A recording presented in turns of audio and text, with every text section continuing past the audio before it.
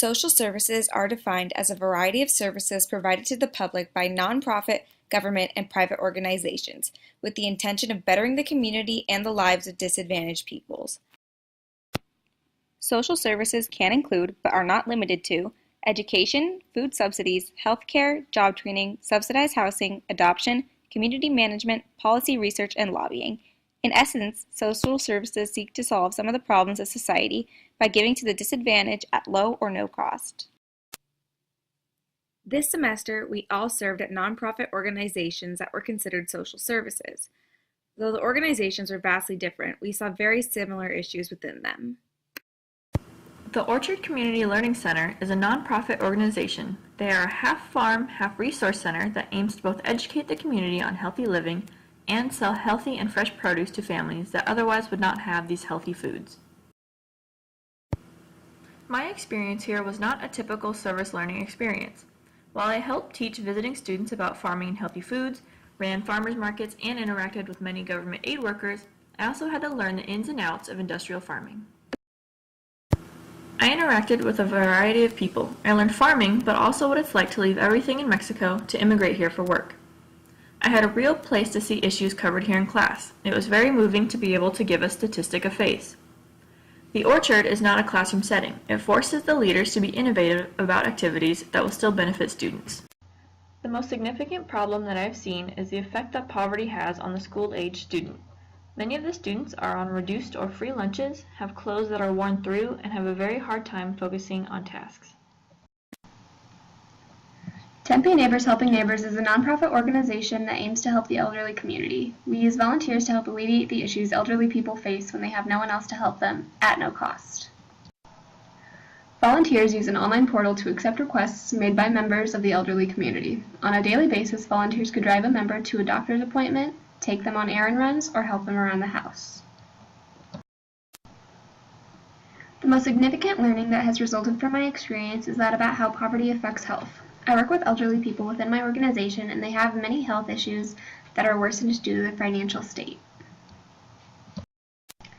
Personally, I was able to create relationships with the elderly community and make them feel comfortable confiding in me for help. Career-wise, I was able to gain experiences and listen to stories to help back my argument about integration of generations. Academically, I was able to experience and reflect on enough to better my writing and argument skills. Helen's Hope Chest is a nonprofit organization that provides clothing to foster and kinship children. We also provide books, personal care products, and other supplies that these families may not be able to afford. My experience here was unlike what I thought it would be, and I ran into a lot of incredible people who took in children that were not their own out of the kindness of their own hearts. Foster kids can come every 3 months and get 5 outfits each time.